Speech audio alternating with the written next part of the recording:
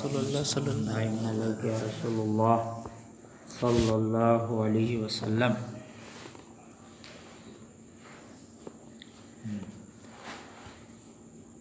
ज़कात का मसला आप जान रहे हैं, तो आज आपको ये जानना है कि सोना चांदी वो कौन सा माल है और इसके अलावा और जो हैं उनको क्या कहते हैं, और सोना चांदी में क्यों ज़कात है। वो तो रखा रहता है, उस सिलसिले में आप देखिए। माल नामी होना यानी ज़कात वाजिब होने के लिए माल नामी नुमू मतलब वो माल जिसमें बढ़ोतरी, माल नामी नुमू जो चीज़ उगती बढ़ती, तो माल नामी होना चाहिए, उसमें ज़कात। तो अब सोना चांदी क्या है, माल नामी है कि नहीं है। अब से यानी माल नामी होना यानी बढ़ने वाला, उसमें बढ़ोतरी, खा हकीकतन में बढ़े या हुक्मन, हकीकत में बढ़ जाए चाहे हुक्मन कहते हैं जो आपके देखने में बढ़ता हुआ न मालूम हो, लेकिन हुक्मन उसमें नुमू है। और हकीकत में आप देखते हैं, तिजारत करते हैं, सामान को लाते हैं, मसलन आपने 50,000 का सामान लिया और उसमें तिजारत करने लगे, तो 50,000 से बढ़ करके तिजारत आपने किया, तो उसमें आपका 25,000 नफ़ा हो गया, तो 50 और 25 75 हो गया, तो ये बढ़ गया आपका 25,000। तो ये आपका ये नामी हो गया, हकीकतन ये नामी हो गया। ज़कात कहाँ कितने से मतलब शुरू है, कितना है ज़कात? हमेशा याद रखिए, मैं पहले ही बता दिया, माल के निसाब यानी 7.5 तोला सोना, खाने पीने हाजत असलिया, कब से तो मैं बता ही रहा हूँ, हाजत असलिया के अलावा आपके पास 52.5 तोला चांदी हो या 7.5 तोला सोना हो या उसके बराबर, इन दोनों में से किसी एक के बराबर आपके पास पैसा हो, तिजारत की शक्ल में हो या जिस भी शक्ल में हो, तो ये आप मालिक निसाब कहलाएंगे। और जब मालिक निसाब होंगे, उसके हाजत असलिया के अलावा अब उसी में आपको जोड़ के देना पड़ेगा। अब जितना आपका हो उसी में देना पड़ेगा, बात आ रही है। बढ़ने वाला हकीकतन बढ़े या हुक्मन, यानी अगर बढ़ाना चाहे तो बढ़ जाए, मतलब यानी उसके या उसके नायब के कब्ज़े में हो। हर एक की 2 सूरतें हैं, ये सुन लीजिए। खाली नीचे आपको मैं समझाता हूँ, इसके चक्कर में पड़ेंगे तो टाइम बर्बाद होगा। इसलिए पैदा ही किया गया है बढ़ने के लिए, आप देखें या न देखें। जैसे सोना चांदी, उसे खल्की कहते हैं, जैसे सोना चांदी को बढ़ने ही के लिए है, वो बढ़ेगा हुक्मन। आप रखे रहें, आप साल का साल वो रखे रहें, लेकिन हुक्मन उसमें बढ़ना पाया जाएगा। इसीलिए हर साल सोना और चांदी में क्या है, ज़कात है। आप घर में रखे रहेंगे और मालिक निसाब आप हैं, तो सोना चांदी की कीमत निकालनी पड़ेगी। अगर वो हाजत असलिया के अलावा 1 लाख का हुआ सोना चांदी, तो आपको 2,500 निकालना पड़ेगा। ये इसलिए पैदा हुए हैं कि उनमें की चीज़ें खरीदी जाएं, या उस लिए कि मखलूक तो नहीं, मगर उससे ये भी हासिल होता है कि उसे फेली कहते हैं। सोना चांदी के अलावा जितनी चीज़ें हैं सब चीज़ें फेली हैं कि तिजारत से ये सब नुमू होंगी, यानी तिजारत से ये बढ़ेगी। सोना चांदी आप रखे रहें, कुछ ना करें, तब भी उसमें हकीकत जो है हुक्मन क्या होगा, बढ़ोतरी माना जाएगा। शरीयत ने उसको मान लिया और ज़िंदगी भर 100 साल तक आप रखे रहें तो हर साल निकालना पड़ेगा। अगर एक तजारत करो कुछ नहीं रखे रहें आप, वो हुक्मन नुमू है वो। हाँ, वो समझिए खल्की है। हाँ, अल्लाह ताला ने उसको इसीलिए पैदा ही किया गया है कि वो हुक्मन नुमू उसमें पाया जाता है। इसलिए हर साल आप उसे कुछ करें या न करें, हो सकता है इधर इंशाल्लाह बात आ भी जाए, होगा। सोने चांदी में देखिए, सोने चांदी में मुतलकन ज़कात वाजिब है, जबकि बकदरे निसाब हो। बकदरे निसाब वही 7.5 तोला सोना या 52 तोला चांदी बकदरे निसाब अगर है तो मुतलकन उसमें ज़कात वाजिब होगी और हर साल वाजिब होगी। माल के निसाब आप हैं तो उससे कुछ कमाएं चाहे रखें या न कमाएं, रखे ही रहेंगे तो क्या होगा, हर साल उसमें ज़कात वाजिब होगी बकदरे निसाब हो। तो अगरचे दफन करके रखे हों, अगरचे ज़मीन में गाड़ के रख दें, बक्सा में रख दें, कहीं रख दें, तिजारत करें या न करें, उससे तिजारत करें चाहे ना करें, क्या उसमें होगा, ज़कात। यही ले जेकर बियाह हो गई वो सुन लें, आ जेकर शादी ना भइल हो वो सुन लें, कान खोल के सुन लें, तेल डाल के कान में सुन लें।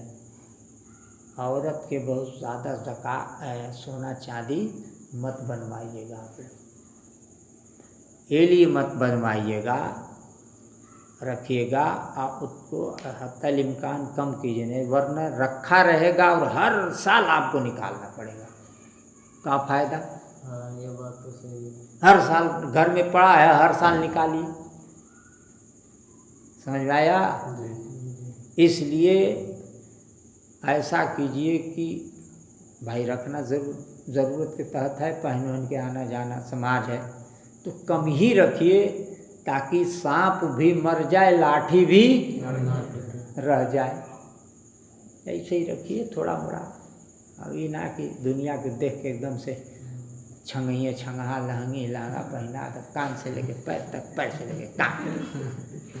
और सबसे ज़्यादा खतरनाक जो सऊदी गए हैं सब और सऊदी कमाए हैं, ये सऊदी वाले तो एकदम से छिछिया लेदर कर दिए।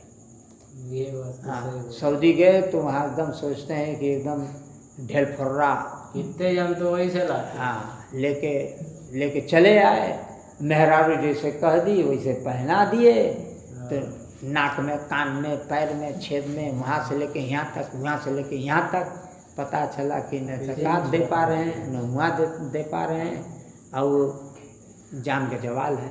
अब औरतें 3 छेद कराती हैं। अरे 3 करा में चाहे 12 छेद करा, सब छेद करा लें, हर तरफ करा लें, वो करा ही नहीं है सब, उनके पहने के शौक़ है।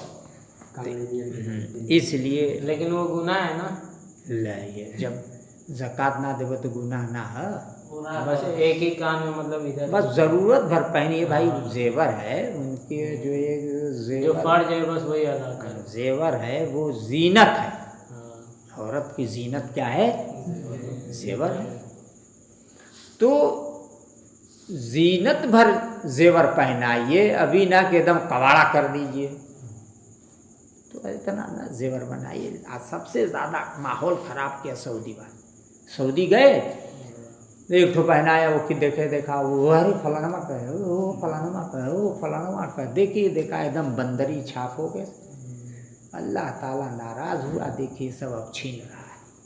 कितने लोग तो उधर ही चलाते हैं सऊदी से। सब छीनिए, देखा ना, अब देखा भिन का होता। जबकि बकदरे निसाब हो, अगरचे दफन करके, अगरचे तिजारत करे या न करे, और सोना चांदी के अलावा बाकी चीज़ों पर ज़कात उस वक्त वाजिब है कि तिजारत की नीयत से हो। सोना चांदी के अलावा और जितनी चीज़ें हैं वो मालिक के बक़दरे निसाब पहुँच जाएं और तिजारत की नीयत से वो चीज़ें हों। तिजारत की नीयत से ना हो तो उसमें ज़कात नहीं है। अभी बता रहे तिजारत की नीयत से हो, या चराई पर या सायमा यानी चराई पर, सायमा यानी वो बकरी बैल और ये ऊँट जंगलों में चराते और आते हैं लाते हैं और वो प्रॉपर्टी है, ये देखना हो ऊँट और बकरी तो सऊदी और ईरान इराक कुवैत चले जाइए। ये सब बकरियों का झुंड, ऊँटों का झुंड जंगल बेआबान में सब चरते रहते हैं। बड़े बड़े सठवन चरने वाली छूट छोड़ के चरते हैं, जिसे खाली घास फूसा जंगल के घास फास चर करके जो रहती है उसी को बोलते हैं सायमा। समझ बताए ना है का लिखा सायमा यानी चराई पर छोड़े हुए जानवर, चराई पर छोड़े हुए जानवर छोड़ दिए चर के जंगल में या शाम में बांधे, फिर जो है मुटनी है तो दूध दूह लिए छोड़ दिए, फिर सुबह छोड़े चर उड़ के चरा करके नौकर जो जाते हैं चराए में रहे, फिर लेके आए शाम में बांधिए।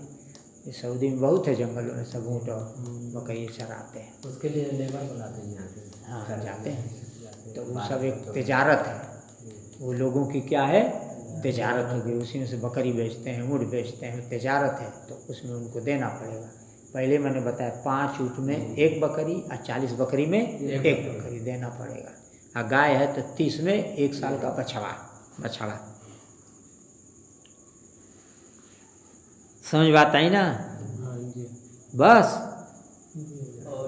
एक मसला देखिए, तिजारत की नीयत होनी चाहिए। जैसे आप कोई चीज़ ला रहे हैं, गेहूँ मान ली लाए तो खाने की नीयत से लाए हैं, रखें घर में, खाने भर है तो उसमें ज़कात नहीं है। वही गेहूँ तिजारत की नीयत से घर में ला रहे हैं, बेच रहे हैं, ला रहे हैं, बेच रहे हैं तो क्या हो जाएगा तिजारत होगी, ज़कात देना पड़ेगा। आप कमा रहे हैं तो, अब खाने के लिए लाए हैं तो नहीं। अब आइए उसके मसला कब नीयत तिजारत का होना चाहिए। तो ये नीयत कभी सराहतन होती है, कभी दलालतन। सराहतन के मतलब है कि बिल्कुल वाज़े हो, सराहत के साथ वो काम से फेल से लोग जानते हैं। दलालतन का मतलब दलालतन सराहतन यानी ऐसा काम आप कर रहे हो कि बगैर आपके बताए बताए वो बात समझ में आ जाती है। नीचे बता रहे हैं वो क्या है। ये अक़्द के वक्त यानी जो चीज़ खरीदते हैं, लेन देन करते हैं, उसको अक़्द बोलते हैं। उसी वक्त ये चीज़ जाहिर हो जाना चाहिए कि ये तिजारत के लिए है कि खाने के लिए है। ये सर कपड़ा आप गए खरीदने बाज़ार में दुकान पर तो सराहतन और दलालतन ये समझा जाता है कि ये गए हैं कपड़ा पहनने के लिए, घर में लाने के लिए। एक आप गए गट्ठर का गट्ठर ला रहे हैं बड़ी दुकान से, पूरा गट्ठर बांधे लाए हो तो समझ देखते ही समझ लिया जाएगा बेचने के लिए कि ये तिजारत करता है। यही है दलालतन। अक़्द ही नीयत तिजारत कर ली, खा अक़्द खरीदारी हो या इजारे समन रुपये या शर्फी हो या असबाब में से कोई शय। दलालत की सूरत क्या है? दलाल की सूरत यह है कि माल तिजारत के सिलसिले में कोई चीज़ खरीदी, ये तिजारत के घर से कोई चीज़ खरीदी, वही माल तिजारत के सिलसिले में कोई चीज़ खरीदी, या मकान जो तिजारत के लिए है उसको किसी असबाब के बदले किराए पर दिया, तो ये असबाब और वो खरीदी हुई चीज़ तिजारत के लिए हैं। अगर चे सराहतन तिजारत की नीयत न की हो, जैसे मैं बताएं मिसाल दिया ना, गट्ठर खरीद के रख कहे चाहे न कहे आप जान जाएंगे, वो कहे आपसे या न कहे आप जाने या न समझ लिया जाएगा। नियत की हो या न की हो। अगर किसी से कोई चीज़ तिजारत के लिए कर्ज ली, यानी कोई चीज़ तिजारत के लिए क्या लिया उसने? कर्ज के तौर पर ली, तो ये भी तिजारत के लिए मान लिया जाएगा। ये भी क्या मान लिया जाएगा? जैसे आपने किसी से 50,000 कर्ज लिया, 20,000, 25,000 कर्ज लेंगे तिजारत के लिए। जैसे 25,000 तो मैं कपड़ा उठा रहा हूँ वो करूँगा, तो आप कहे वो या ना कहे, लेकिन आपसे मांगा तो क्या हो गया? नियत समझ में आ गई? वो है उसी वक्त। मसलन 200 दिरहम का मालिक है, 200 दिरहम का मालिक होना, मालिक ये 52.5 तोला चांदी के तौर पर हो गया मालिक। हाँ 200 दिरहम।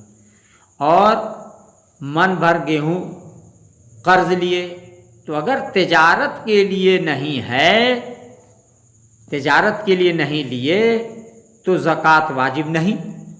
गेहूँ ले रहा तिजारत के लिए, नहीं लिया घर में तो नहीं होगा। और वही अगर नहीं ली कि गेहूँ के दाम नहीं 200 से हैं मुजरा किए जाएंगे तो निसाब बाकी नहीं रही।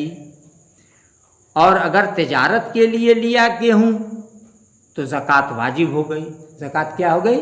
वाजिब हो गई कि उन गेहूँ की कीमत 200 पर इजाफा करें, और 200 से मतलब 200 दिरहम, 200 से मतलब क्या यहाँ हिंदुस्तानी पैसा नहीं, 200 से मुराद दिरहम इजाफा करें, और मजमू से कर्ज मुजरा करें। यानी कर्ज मुजरा मतलब जो आप लिए हैं 25, उसमें दोनों मिलाएंगे तो 200 सालिम रह जाए, यानी 200 दिरहम सलामत बच जाए, लिहाजा ज़कात उसमें क्या हो जाएगी? वाजिब हो जाएगी।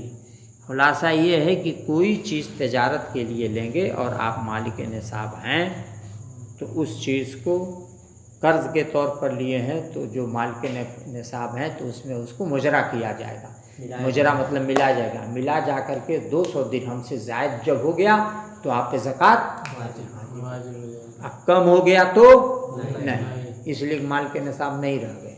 ये है इसका मतलब। चलिए।